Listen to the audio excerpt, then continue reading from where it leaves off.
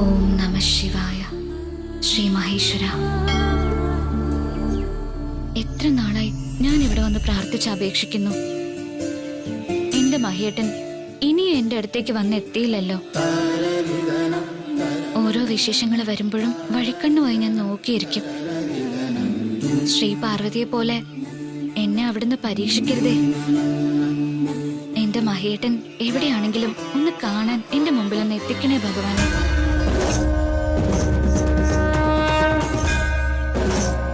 മഹി തിരുവാതിര നക്ഷത്രം. ശ്രീ മഹേശ്വര ഭഗവാനെ, മഹി തിരുവാതിര നക്ഷത്രം.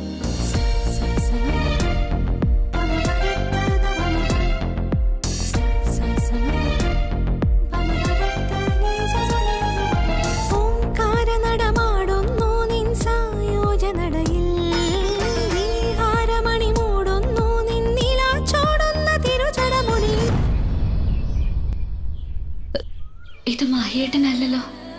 എന്താ? ഒന്നുമില്ല.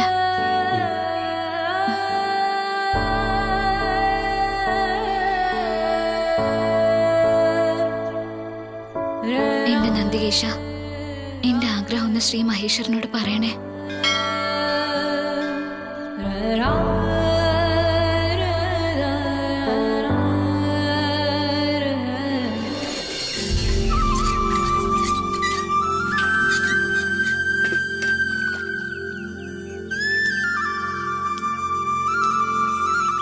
ചേച്ചി മുറുക്കാഞ്ചെല്ലാം എടുക്കാൻ പറഞ്ഞപ്പോഴേ എനിക്ക് തോന്നി ഗംഗമോൾ ഇവിടെ ഇല്ലാന്ന്.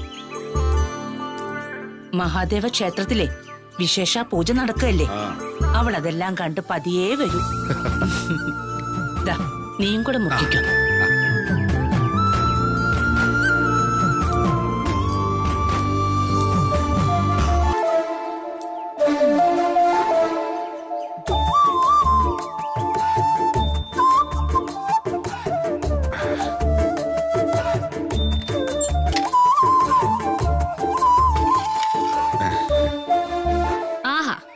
ഞാൻ വന്നതുകൊണ്ട് ചെല്ല ഒളിപ്പിക്കണ്ട രാജമാമ. ഇതൊന്നും ഉപയോഗിക്കരുതെന്ന് മുത്തശ്ശിയോട് ഞാൻ എത്ര തവണ പറഞ്ഞിട്ടുള്ളതാ.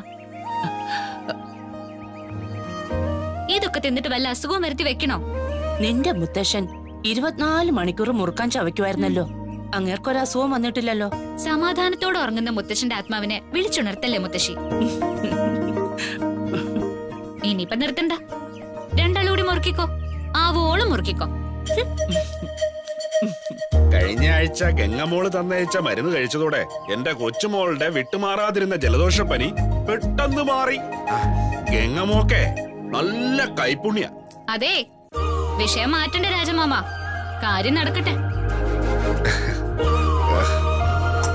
രാജാ, ഞാൻ നിന്നെ ഇങ്ങോട്ട് വിളിപ്പിച്ചതേ ഒരു പ്രധാനപ്പെട്ട കാര്യം പറയാനാ. ദേവയാനി വിളിച്ചിരുന്നു. വിശ്വനാഥനും ദേവയാനിയും കുടുംബസമേതം തറവാട്ടിലേക്ക് വരുന്നുണ്ട്. മഹിയും വരുന്നുണ്ടോ?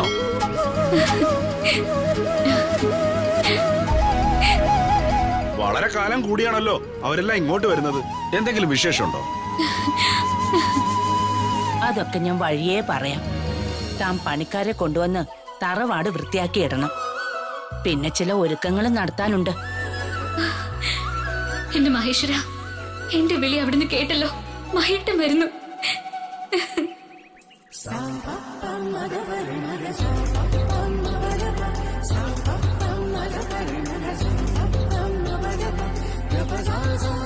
മുത്തശ്ശി, അവരെല്ലാം തറവാട്ടിലേക്ക് വരുന്ന കാര്യം എന്നോട് എന്താ പറയാതിരുന്നേ?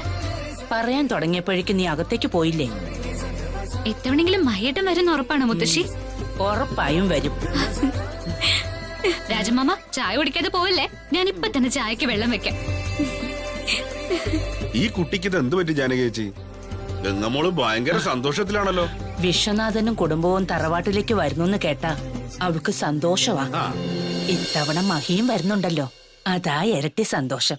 അതെന്താ അങ്ങനെ? അതിന്റെ പിന്നില് ഒരു കഥയുണ്ട് രാജ.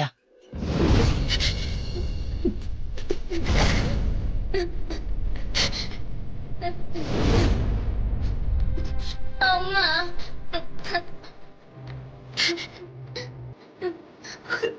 അമ്മ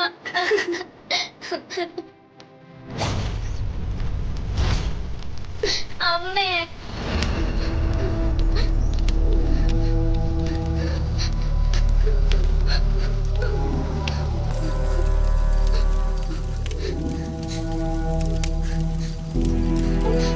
മോളെ ഇനി ഇവിടെ നിക്കണ്ട, വാ പോവാം. ഞാൻ വരുന്നില്ല. വാ മോളെ പോവാം. ഇല്ല, ഞാൻ വരുന്നില്ല.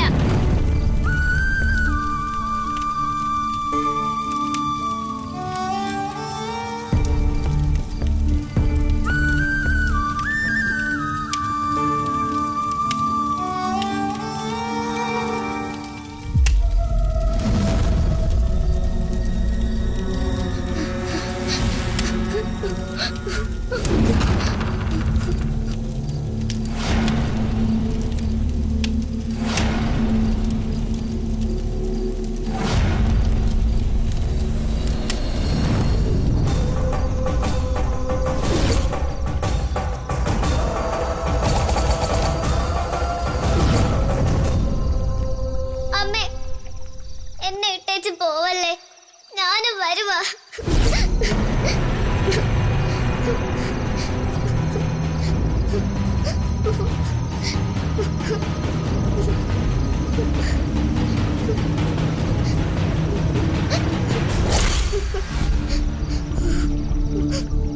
ഗംഗേ,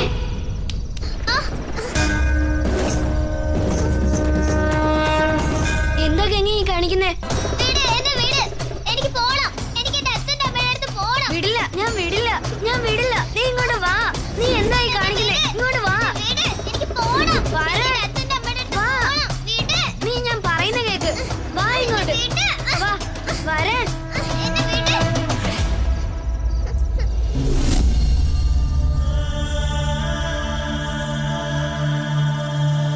നിനക്ക് സ്വയം മരിക്കാൻ അവകാശമില്ല.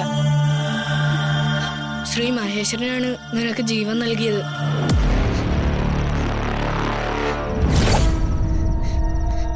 നിന്റെ ജീവിതകാലം മുഴുവൻ നീ ശിവഭഗവാനോട് കടപ്പെട്ടിരിക്കണം. നിനക്ക് ആരുമില്ലാതാകുമ്പോ മഹേശ്വരൻ നിന്നെ കാത്തു രക്ഷിച്ചോളും. മഹേശ്വരൻ ഒരിക്കലും നിന്നെ കൈവിടില്ല.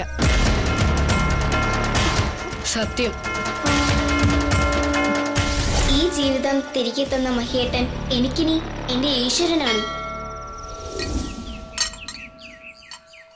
ഇതാണ് അവരുടെ കഥ. ശിവഭഗവാൻ കഴിഞ്ഞാൽ ഗംഗയുടെ മനസ്സിലെ ആരാധനാമൂർത്തി മഹിയ. ഭഗവാനെ, അങ്ങയോട് ഒരുപാട് നന്ദിയുണ്ട്. മഹിയേട്ടൻ പണ്ട് പറഞ്ഞതുപോലെ ഞാൻ ഇന്നും അങ്ങയോട് കടപ്പെട്ടിരിക്കുന്നു. ഈ നീണ്ട കാത്തിരിപ്പിന് ഇനി വയ്യ ശ്രീ മഹേശ്വര. മഹിയേട്ടനെ ഒന്ന് കാണാൻ ഞാൻ എത്ര കൊതിക്കുന്നുണ്ടെന്നറിയോ? ശ്രീ മഹേശ്വര, എത്ര നാളായി ഞാൻ കാത്തിരിക്കുന്നു. മഹിയേട്ടനെ ഒന്ന് വേഗം ഇവിടെ എത്തിക്കണേ.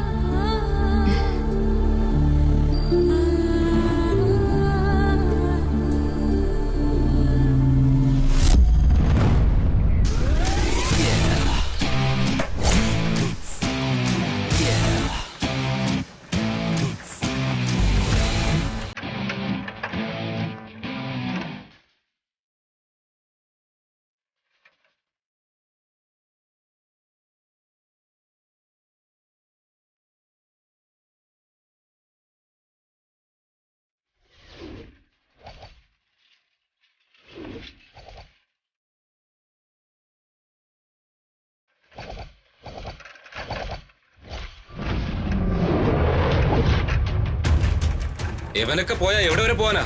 കൂടിപ്പോയാ ജയില് വരെ. സ്വന്തം ഭാര്യയെ കൊന്നിട്ട് സ്വതന്ത്രമായിട്ട് നടക്കല്ലേ?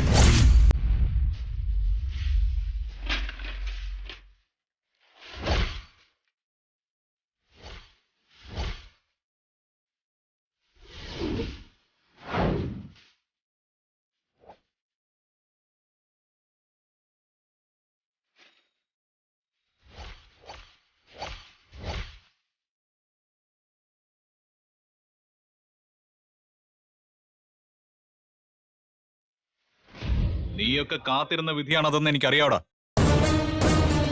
ഞാൻ ജയിലിലായാൽ നിനക്ക് ബിസിനസ്സിലെ പ്രധാന എതിരാളി ഇല്ലാതാവും അല്ലേ? ഇതൊന്നും കേട്ട് ഈ മഹി തളർന്നു പോലടാ. ഓടാ.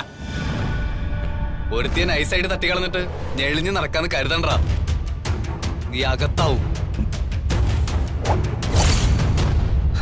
സത്യം പുറത്തു വരുമല്ലോ, അന്ന് കാണാം.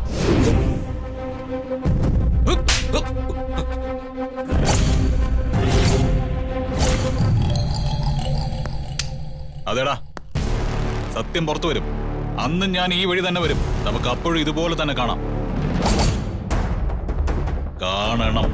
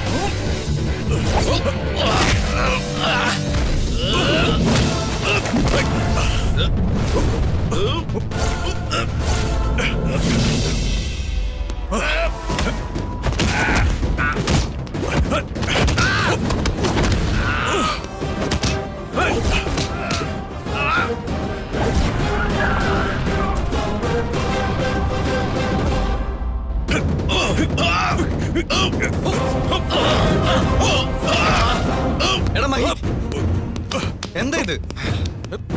ഞാനല്ല, ഇവന്മാരാ. ഇനി ഇതുപോലെ നീയൊക്കെ സംസാരിച്ച ഇതുപോലെ ആയിരിക്കില്ല നമ്മളിനി കാണുന്നത്. ചെയ്യാത്ത കുറ്റത്തിന്റെ പേരിൽ നീയൊക്കെ കുറെ കാലമായിട്ട് എന്നെ വേട്ടയാടുന്നു. ഇനി ഇതിനെപ്പറ്റി വാ തുറന്നാൽ നിന്റെയൊക്കെ നാവ് ഞാനിങ്ങെടുക്കും. അത് മറക്കണ്ട.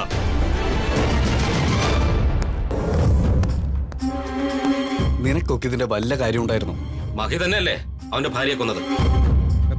നീ കണ്ടോ മഹി ഭാര്യയെ കൊല്ലുന്നത്? നീ കണ്ടോ? കാണാത്ത കാര്യങ്ങൾ പറയരുത്. വക്കീലെ, നിങ്ങൾ അവന്റെ വക്കീലും സുഹൃത്തും ആയതുകൊണ്ടാണ് മഹി കുറ്റം ചെയ്തിട്ടില്ല എന്ന് നിങ്ങൾ വിശ്വസിക്കുന്നത്. പിന്നെ അവൻ കുറ്റം ചെയ്തെന്നേ നാട്ടിൽ മുഴുവൻ പാട്ടാ. മഹി കുറ്റം ചെയ്തോ ഇല്ലെന്ന് തെളിയിക്കാനേ ഇവിടെ കോടതിയുണ്ട്. കോടതി പറയാത്ത കാര്യം നിങ്ങൾ പറഞ്ഞ് നടക്കണ്ട.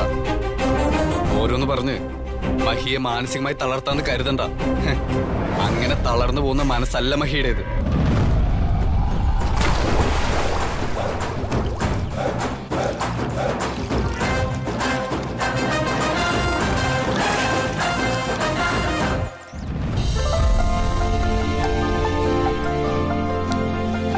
തല നന്നായി തോർത്തണേ മോനെ. തലമുടിയിൽ ഈർപ്പം നിന്നാ ജലദോഷം വരും. ഞാൻ വിട്ടുപോകുന്ന നിസ്സാര കാര്യങ്ങൾ പോലും അമ്മ ശ്രദ്ധിക്കുന്നുണ്ടല്ലോ. താങ്ക്സ് അമ്മേ. ചെറിയ കാര്യത്തിന് മാത്രമല്ല, എല്ലാ കാര്യത്തിലും അമ്മ ശ്രദ്ധിക്കുന്നുണ്ട്. ഗൗരി മരിച്ചതിന് ശേഷം എത്ര കാലായി നീ തനിച്ച് ജീവിക്കുന്നു? നിനക്കൊരു തുണ വേണ്ടേ? നിന്റെ മകൾക്കൊരു അമ്മയും വേണം. അതുകൂടി നടന്നു കിട്ടിയാലേ എനിക്ക് മനസ്സമാധാനാവൂ. അതുകൊണ്ടാ എന്റെ സഹോദരന്റെ മകളെ തന്നെ നിനക്ക് വേണ്ടി കണ്ടെത്തിയത്. ഇന്ന് നടക്കുന്ന വിവാഹ നിശ്ചയ ചടങ്ങിന് നീ സമ്മതിച്ചല്ലോ. അത് തന്നെയാ എന്റെ സന്തോഷം. ഇന്ന് വൈകുന്നേരം തറവാട്ടിലെത്തണം. നിന്റെയും ശ്രേയയുടെയും മോതിരമാറ്റം അവിടെ വെച്ച് നടത്താനുള്ള എല്ലാ ഒരുക്കങ്ങളും ചെയ്തിട്ടുണ്ട്. നമ്മൾ ഇവിടുന്ന് നേരത്തെ ഇറങ്ങണം. അമ്മ മാളുവിനോട് സംസാരിച്ചോ? അവൾ ഇതിനെ സമ്മതിച്ചോ? ഞാൻ സംസാരിച്ചില്ല. സംസാരിക്കാം. സംസാരിക്കണം. അവളുടെ അച്ഛന്റെ 2ാം കല്യാണത്തിനായിട്ടുള്ള നിശ്ചയമല്ലേ? എല്ലാം മാളു അറിഞ്ഞിരിക്കണം. വേറൊന്നും എനിക്ക് പറയാനില്ല.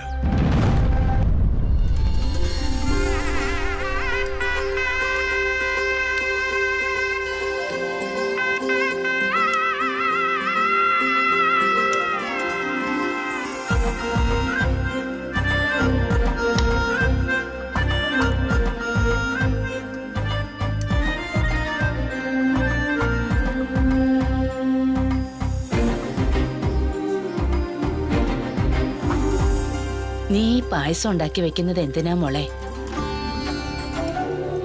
തറവാട്ടിലേക്ക് വരുന്നവരാരും ഇങ്ങോട്ട് വരില്ല. ഇങ്ങോട്ട് വന്നില്ലെങ്കിലേ അങ്ങോട്ട് കൊണ്ടുപോയി കൊടുക്കും. മഹിയേട്ടന് പണ്ടേ ഇഷ്ടമുള്ള പായസം ഇത്. മഹിയേട്ടൻ വരുന്നതുകൊണ്ട് തന്നെയാ ഞാൻ ഇതുണ്ടാക്കുന്നത്. മോളെ, നീ ഇപ്പോഴും മഹിയെ മനസ്സിൽ ഓർത്തോണ്ട് നടക്കാണോ? മറക്കാൻ കഴിയാത്ത മുഖങ്ങള് ഓർക്കാതിരിക്കാൻ കഴിയില്ലല്ലോ മുത്തശ്ശി.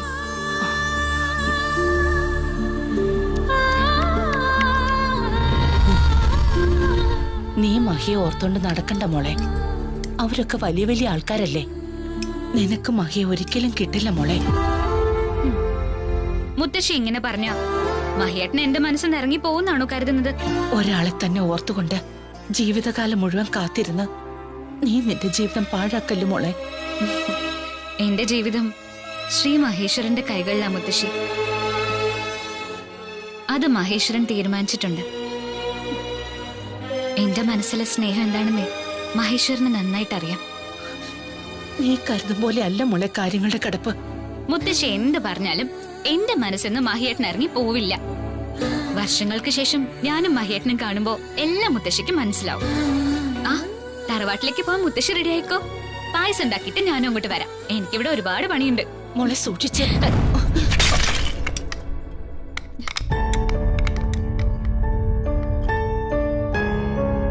സൂക്ഷിച്ചെടുക്കണോന്ന് ഞാൻ പറഞ്ഞതല്ലേ. അതെങ്ങനെയാ? മഹി വരുന്നു കേട്ടപ്പോ മുതല് നീ വേറെ ഏതോ ലോകത്തല്ലേ. കുറച്ചുകൂടെ ശ്രദ്ധ കാണിക്കേ.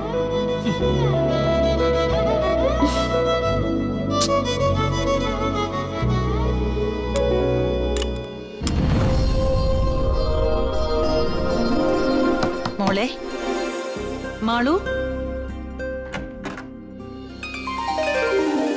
മോളെ, മാളു, മാളു, മോളെ, ഇവിടെ ഇതിനകത്തില്ലേ? മോളെ, മോളിതെവിടെയാ ഒളിച്ചിരിക്കുന്നേ? മാളു,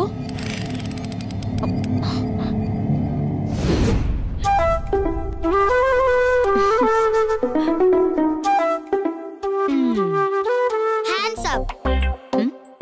എന്റെ മുറിന്ന് പൊയ്ക്കോ, അല്ലെങ്കിൽ ഞാൻ ഷൂട്ട് ചെയ്യും. എന്താ മോൾ ഇങ്ങനെയൊക്കെ ചെയ്യുന്നേ? അച്ഛമ്മ മോളോടൊരു കാര്യം പറയാൻ വന്നതല്ലേ. ഇന്ന് നമുക്കേ ഒരിടം വരെ പോണം. എവിടെയാ? കുറച്ച് ദൂരെയാ. അവിടെ ഒരു ഫംഗ്ഷനിൽ പങ്കെടുക്കാനാ പോകുന്നത്. മോള് പെട്ടെന്ന് റെഡിയാവാ. ഞാൻ വരുന്നില്ല. അതെന്താ? ഇവിടുന്ന് എല്ലാവരും പോകുന്നുണ്ടല്ലോ. ആ ഫംഗ്ഷൻ സ്ഥലത്ത് വെച്ചേ മോൾക്ക് പുതിയൊരു അമ്മയെ കിട്ടും. ആ അമ്മ ആരാണെന്ന് അവിടെ എത്തുമ്പോ മോൾക്ക് മനസ്സിലാവും. മോൾക്കേ പുതിയ അമ്മയെ കാണണ്ടേ?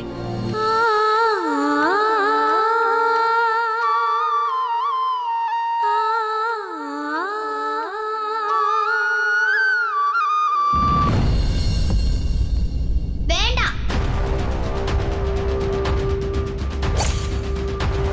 എനിക്ക് പുതിയ അമ്മയെ വേണ്ട. എന്റെ അമ്മ ഗൗരിയാ.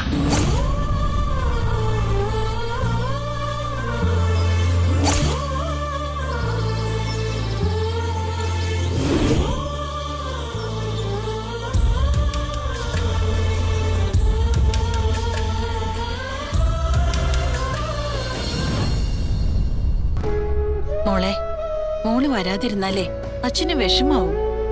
വിഷമിക്കട്ടെ, എന്നാലും ഞാൻ വരില്ല. എന്റെ അമ്മയെ കൊന്ന ആളല്ലേ.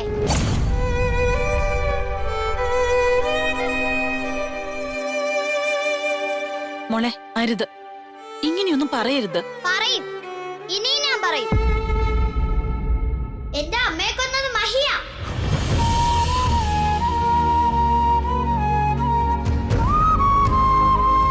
പൊക്കോണം ഇവിടുന്ന്, അല്ലെങ്കിൽ ഞാൻ ശരിക്കും ഷൂട്ട് ചെയ്യും. മോളെ, അച്ഛമ്മ പറയുന്നൊന്ന് കേൾക്ക്. പോവാനല്ലേ പറഞ്ഞത്?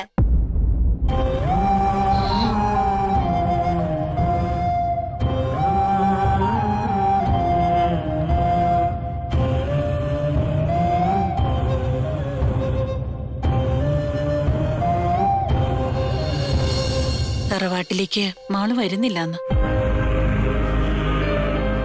നീ വേഗം റെഡിയാവ്.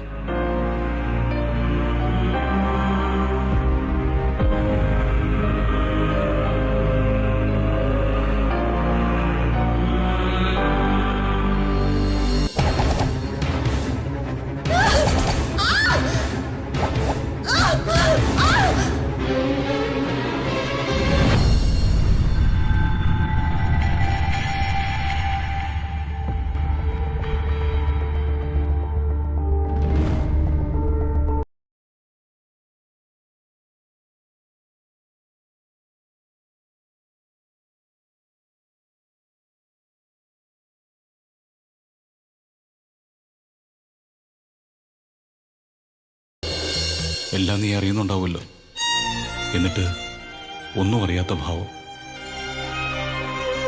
ദുഃഖങ്ങളെല്ലാം എനിക്കും മോൾക്കും തന്നിട്ട് നീ രക്ഷപ്പെട്ടില്ലേ? നീ കേൾക്കാൻ ആഗ്രഹിക്കാത്ത വാർത്തയാണ് ഞാൻ പറയാൻ പോകുന്നത്. എല്ലാവരും കൂടി എൻ്റെ വിവാഹം ഉറപ്പിക്കാൻ പോവുക. മഹിയുടെ 2ാം വിവാഹം. ഇങ്ങനൊരു സിറ്റുവേഷൻ എൻ്റെയും മോളുടെയും ജീവിതത്തിൽ ഉണ്ടാകരുതെന്ന് ഞാൻ ആഗ്രഹിച്ചതാണ്. പക്ഷെ ഇപ്പോൾ എല്ലായിടത്തുനിന്നും സമ്മർദ്ദമാണ്. 2 വർഷമായി നമ്മുടെ മോള് അമ്മയില്ലാത്ത കുട്ടിയായി വളരുന്നതിന്റെ കാരണം ഞാനാണെന്നാ എല്ലാവരും പറയുന്നത്. അന്ന് എന്താണ് നടന്നതെന്ന് നിനക്ക് മാത്രമല്ലേ അറിയൂ. എന്നിട്ടും യാതൊരു തെറ്റും ചെയ്യാത്ത ഞാൻ കുറ്റക്കാരൻ. പുനർവിവാഹത്തോട് ഇഷ്ടമുണ്ടായിട്ടൊന്നുമല്ല, അതിനായി നിർബന്ധിക്കപ്പെടുക. എല്ലാവരുടെ ഇടയിൽ ഞാനും നമ്മുടെ മോളും തനിച്ചാവുകയാണല്ലോ എന്ന് ഓർക്കുമ്പോൾ ഗൗരി, ഇന്നത് നടന്നേക്കും. എന്റെ വിവാഹ നിശ്ചയം.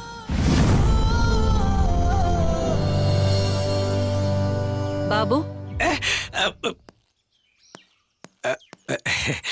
എന്താ മാഡം? ഞങ്ങൾ ഉടനെ തറവാട്ടിലേക്ക് പോവും. ഞങ്ങൾ പോയി കഴിയുമ്പോ താൻ ഇവിടെ ചെയ്യേണ്ട ഒരു ജോലിയുണ്ട്. പറഞ്ഞോളൂ മാഡം, ഞാൻ ചെയ്യാം. ഞാനിന്ന് ജോത്സരെ കാണാൻ പോയിരുന്നു.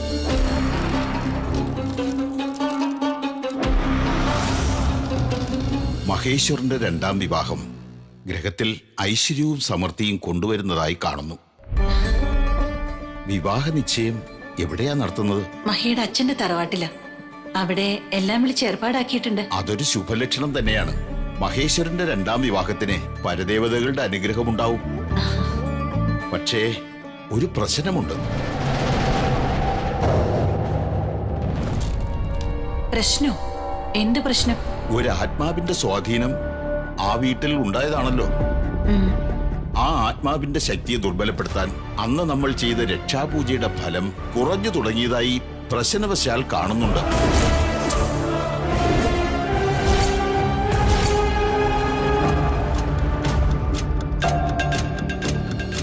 അന്ന് സ്ഥാപിച്ച രക്ഷാതകിടിനെ ഇപ്പൊ പഴയതുപോലെ ശക്തിയില്ല. ആ ബന്ധനം ഏത് സമയത്തും അവൾ പൊട്ടിച്ചേക്കാം.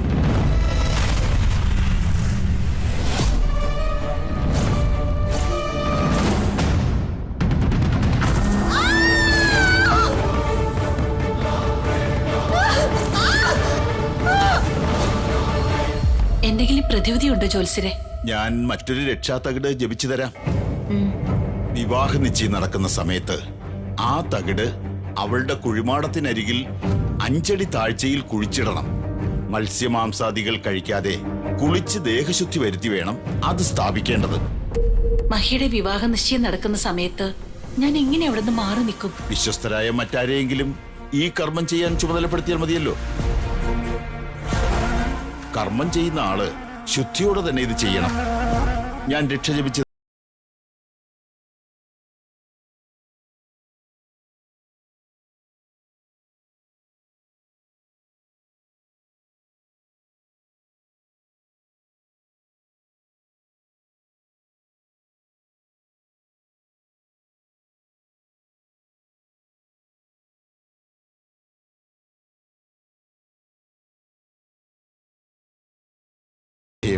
ആർക്കും തടസ്സപ്പെടുത്താനാവില്ല.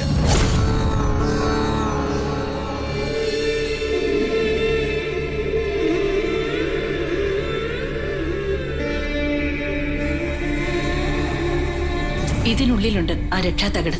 ഇതുപോലെ തന്നെ കുഴിച്ചിടണം.